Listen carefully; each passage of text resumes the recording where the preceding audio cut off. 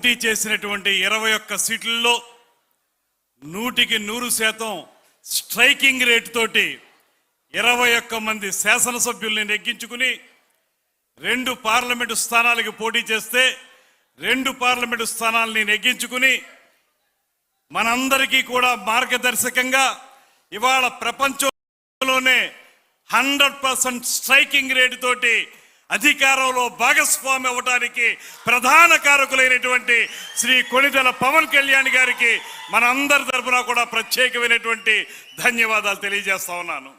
అంతేకాదు ఒక దుర్మార్గమైనటువంటి పరిపాలనని ఈ రాష్ట్రం నుంచి తరిమి కొట్టడానికి దాని స్థానంలో ప్రజాస్వామ్యయుతమైనటువంటి పరిపాలన తీసుకురావడానికి కూటమి ఏర్పడడం అనేది చాలా అవసరమనేటువంటి మాట మనందరం అనుకున్నాం.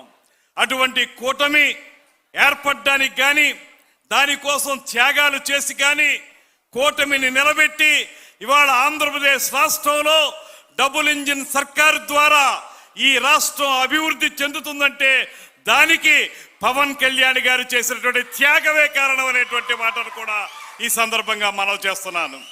అటువంటి నేపథ్యంలో ఇవాళ మనం ఆయన ఉప ముఖ్యమంత్రిగా అదేవిధంగా పరిపాలనా దక్షుడైనటువంటి చంద్రబాబు నాయుడు గారి ముఖ్యమంత్రిగా ఈ రాష్ట్రం పైనుంచి నరేంద్ర మోడీ గారి యొక్క సహకారంతో అన్ని రంగాల్లోనూ కూడా ముందుకు వెళుతున్నటువంటి సందర్భాన్ని కూడా మనం చూస్తూ ఉన్నాం. ముఖ్యంగా ఇవాళ మీరు చూస్తే పంచాయతీరాజ్ శాఖ ఈ రాష్ట్రంలో పవన్ కళ్యాణ్ గారు అధికారం చేపట్టిన తర్వాత పంచాయతీరాజ్ శాఖ మార్చునిగా ఆయన చేసినటువంటి విప్లవాత్మకమైనటువంటి మార్పులు ఏవైతే ఉన్నాయో అవి ఈ రాష్ట్రాన్ని మొత్తం దేశంలోనే తలమానికంగా నిలబెట్టాయనేటువంటి మాటను కూడా ఈ సందర్భంగా నేను మనవి చేస్తున్నాను.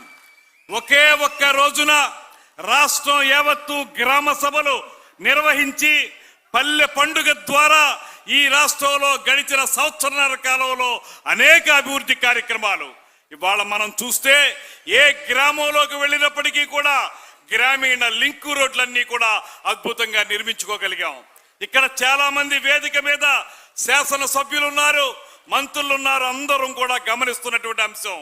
ఆర్ఎన్బి రోడ్ల విషయంలో కూడా ఆ రకమైనటువంటి ప్రగతి జరుగుతున్నప్పటికీ కూడా ముఖ్యంగా గ్రామీణ రోడ్ల విషయంలో పంచాయతీరాజ్ సర్పుల మొత్తంగా ఈ రాష్ట్రంలో ప్రతి మారుమూల ప్రాంతానికి రోడ్లు నిర్మించడానికి అవకాశం కల్పించినటువంటి నాయకులు శ్రీ పవన్ కళ్యాణ్ గారు అనేటువంటి మాటను కూడా మీ అందరికీ మనవి చేస్తున్నాను. ఆయనకి రమారమి 2,10,000 రూపాయలు ఆయనకి ప్రతి నెల వేతనం వస్తుంది.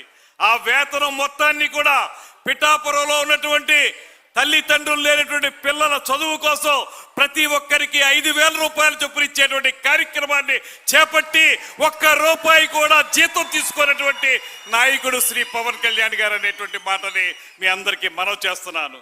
అంతేకాదు గోదావరి పక్కనే ఉన్నా లేకపోతే గోదావరి తాలూకా కాలువలు పక్కనే ఉన్నప్పటికీ కూడా గుక్కెడు మంచినీళ్లు తాగడానికి కూడా నోచుకోనటువంటి అనేక గ్రామాలు ఆ రోజున 2019 నుంచి 24 వరకు జల జీవన్ మిషన్ కార్యక్రమాన్ని అడుగంటేలా చేసినటువంటి వైఎస్ఆర్ ప్రభుత్వం చేస్తే ఇవాళ అధికారంలోకి వచ్చిన వెంటనే గోదావరి గ్రిడ్ అనేటువంటి ఆ కార్పొరేషన్ ని ప్రారంభించి ఎవరికైతే దాహార్తితో ఉన్నటువంటి ప్రజలు గ్రామాల్లో ఉన్నారో వారందరికీ కూడా మంచినీళ్లు అందించడానికి జల జీవన్ మిషన్ అనేటువంటి కార్యక్రమం ద్వారా ఉమ్మడి ఉభయ గోదావరి జిల్లాల్లో అటుపక్క ప్రకాశం జిల్లాలో అన్ని ప్రాంతాల్లో కూడా ఆ కార్యక్రమాన్ని మా పెరవలి గ్రామంలో ప్రారంభించినటువంటి మహానుభావుడు శ్రీ పవన్ కళ్యాణ్ గారు అనేటువంటి మాటను కూడా ఈ సందర్భంగా నేను మనవి చేస్తున్నాను.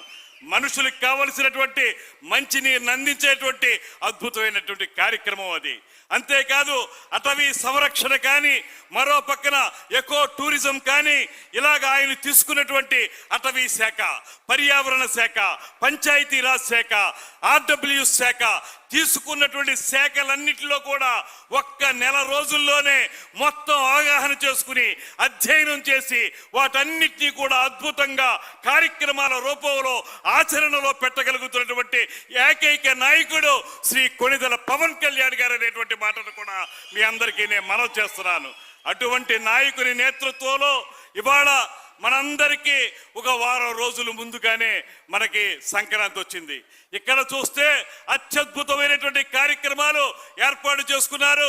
అద్భుతమైనటువంటి పేరును కూడా పెట్టుకున్నారు. పిఠాపురం అనే మాటే గాని పీఠికాపురం అనేటువంటి ఆ పదం చాలా అద్భుతమైనటువంటి మాట తెలుగులో.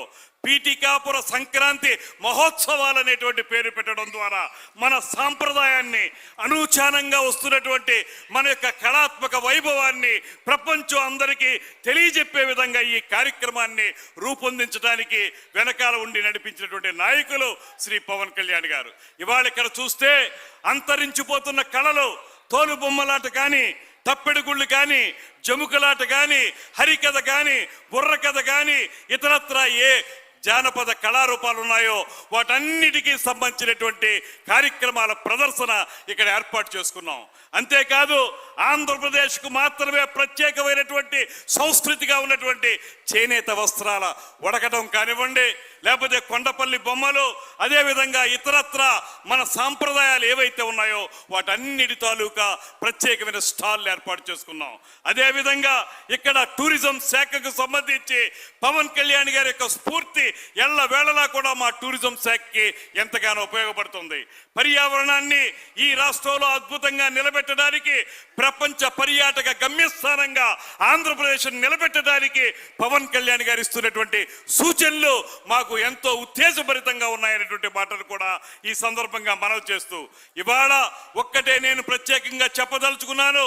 ఈ రాష్ట్రంలో పేదవాడి కంట కన్నీరు తుడవడానికి, పేదల మొహాల్లో చిరునవ్వు చూడ్డానికే రాజకీయాల్లోకి వచ్చి, రాజకీయ అధికారం అంటే అది డబ్బున్న వాళ్ళకో పరపతున్న వాళ్ళకో కాదు, పేదవాడికి అందాలనేటువంటి మాటతోటి పార్టీని ప్రారంభించి ఈ 10 సంవత్సరాల కాలంలో మొక్కవోని ధైర్యంతో ఏనాడు కూడా కష్టం వచ్చినా నష్టం వచ్చినా వెన్ను చూపకుండా స్థిర చిత్తంతో నిలబడి ఇవాళ ఆంధ్రప్రదేశ్ రాష్ట్ర ప్రభుత్వంలో భాగస్వాములుగా జనసేన పార్టీ శ్రేణులందరం కూడా తలెత్తుకు నిలబడగలుగుతున్నా ఉంటే దానికి కారణం శ్రీ కొణిదెల పవన్ కళ్యాణ్ గారు అనేటువంటి మాటని మీకు మనవి చేస్తున్నాను. ఆ రోజు ఆయన త్యాగం చేసి ఉండకపోతే, కూటమి ఏర్పడాలనేటువంటి ఆలోచన చేసి ఉండకపోతే, లేకపోతే ఈ రాష్ట్రంలో నియంతృత్వ ప్రభుత్వ విధానాలని తోలనాడాలనేటువంటి ఆలోచన చేసి ఉండకపోతే ఇవాళంత ప్రజాస్వామ్యతమైనటువంటి అధికారం మనకు వచ్చి ఉండేది కాదు. దయచేసి అందరికీ మనవి చేస్తున్నాను, ఒక స్ఫూర్తితోటి, ఒక ఆలోచనతోటి ఈ రాష్ట్రాన్ని సమగ్రంగా సర్వతోముఖంగా అభివృద్ధి చేయాలనేటువంటి ఏకైక లక్ష్యంతో పనిచేస్తున్నటువంటి శ్రీ పవన్ కళ్యాణ్ గారి చేతులకి మనం బలాన్ని ఇవ్వాలి. ఆయన చేసే ప్రతి కార్యక్రమాన్ని ముందుకు తీసుకెళ్ళడానికి మనందరం కృషి చేయాల్సినటువంటి అవసరం చాలా ఉందనేటువంటి మాటని మీ అందరికీ మనవి చేసుకుంటున్నాను. ఇవాళ మనం ఉత్సాహభరితమైనటువంటి పండుగ వాతావరణంలో ఉన్నాం. అందరం కూడా సుఖశాంతులతోటి ఈ సంక్రాంతిని జరుపుకుందాం. సంక్రాంతిని జరుపుకోవడం మాత్రమే కాదు, శ్రీ పవన్ కళ్యాణ్ గారి ఈ కార్యక్రమాలను ఏర్పాటు చేయడంలో ప్రధాన ఉద్దేశం ఏంటంటే, ఇవాళ వస్తున్నటువంటి మార్పుల వల్ల, కొత్త తరం సినిమాల వల్ల, లేకపోతే ఇతరత్ర కార్యక్రమాల వల్ల మన సాంప్రదాయ కళారీతులు ఏవైతే ఉన్నాయో అవి అంతరించిపోతున్నాయి. వాటన్నిటినీ పునరుజ్జీవింపజేయాలని, మళ్ళీ ఆ కళాకారులను ఆదుకోవాలని, ఆ రకమైనటువంటి చేతి వృత్తుల్ని పోషించాలనేటువంటి ఆలోచనతోటే ఇవాళ ఈ సంక్రాంతి సంబరాల్ని ఈ రకంగా శ్రీ పవన్ కళ్యాణ్ గారు ఏర్పాటు చేయడం జరిగింది. ఇది మనందరికీ ఆనందదాయకమైన విషయం. దీన్ని స్ఫూర్తిగా తీసుకుని రాబోయే రోజుల్లో మనందరం కూడా ఈ కార్యక్రమాల్ని ముందుకు తీసుకెళ్ళడానికి, పవన్ కళ్యాణ్ గారు చేస్తున్నటువంటి అభివృద్ధి కార్యక్రమాల్లో భాగస్వాములు కావడానికి మనందరం కృషి చేయాలనేటువంటి మాటని మరొక్క మారు మీ అందరికీ తెలియజేస్తూ, ఈ కార్యక్రమంలో పాలు పంచుకుంటున్నటువంటి కాకినాడ జిల్లా ఇన్ఛార్జి మంత్రివర్యులు, రాష్ట్ర పురపాలక శాఖ మంత్రులు శ్రీ పొంగూరు నారాయణరావు గారికి, అదేవిధంగా మనందర జనసేన నాయకులు మిత్రులు, ఇవాళ సివిల్ సప్లైస్ ని ముందుకు తీసుకెళ్తున్నటువంటి మంత్రివర్యులు నాదెండ్ల మనోహర్ గారికి, అదేవిధంగా మిత్రులు మాజీ శాసనసభ్యులు వర్మ గారికి, వేదిక మీద ఉన్నటువంటి శాసనసభ్యులు శ్రీ పంతో నానాజీ గారు, తుమ్మల బాబు గారు, వేదిక మీద ఉన్నటువంటి ఇతర అధికారులందరికీ కూడా అన్నిటికంటే మించి పవన్ కళ్యాణ్ గారు తీసుకున్న ప్రతి కార్యక్రమానికి చేదోడు వాదోడుగా ఉంటూ పవన్ కళ్యాణ్ గారు అనేటువంటి ఒకే ఒక్క పేరుతోటి వందలాదిగా వేలాదిగా